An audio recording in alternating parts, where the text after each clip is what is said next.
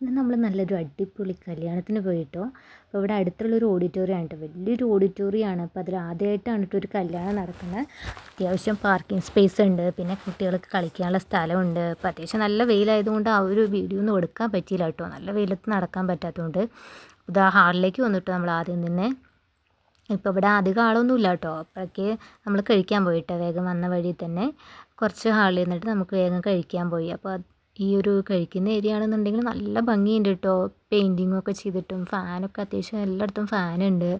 അപ്പോൾ നമുക്ക് കഴിക്കാൻ വന്നു കേട്ടോ. അപ്പോഴേക്ക് ഇതാ നമുക്ക് നല്ല ബീഫ് ബിരിയാണിയാണ് കേട്ടോ, നല്ല ടേസ്റ്റായിരുന്നു. നല്ല ബീഫൊക്കെ നല്ല വെന്ത് നല്ല സോഫ്റ്റ് ബീഫായിരുന്നു കേട്ടോ.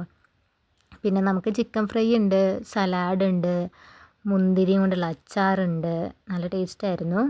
പിന്നെ നമുക്ക് ഐസ്ക്രീമിൻ്റെ ഏരിയയ്ക്ക് വന്നു കേട്ടോ. ഇതപ്പോൾ ഐസ്ക്രീം എന്ന് പറഞ്ഞാൽ നല്ല ടേസ്റ്റായിരുന്നു കേട്ടോ, വാനിലയുടെ ഐസ്ക്രീം ആയിരുന്നു. അപ്പോൾ ഞാനൊരു ഐസ്ക്രീം വാങ്ങിച്ചു.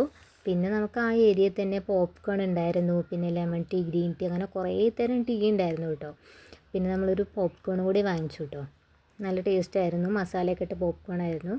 പിന്നെ എന്തൊക്കെ തരം ടീ ആണെന്ന് എനിക്കറിയില്ല, masala tea, green tea, rosemary tea, അങ്ങനെ എന്തൊക്കെയോ കുറേ തരം ടീ ഉണ്ടായിരുന്നു. അപ്പോൾ ഞാൻ കുറേ റീലിലും ഇതിലൊക്കെ നമ്മൾ റോസ്മേരി നല്ലതാണെന്ന് പറഞ്ഞ് കണ്ടിട്ട് റോസ്മേരി വാങ്ങിച്ചു. പക്ഷേ ഒരു വസ്തുവിന് കൊള്ളില്ലായിരുന്നു, വായുടെ രുചി മൊത്തം പോയി.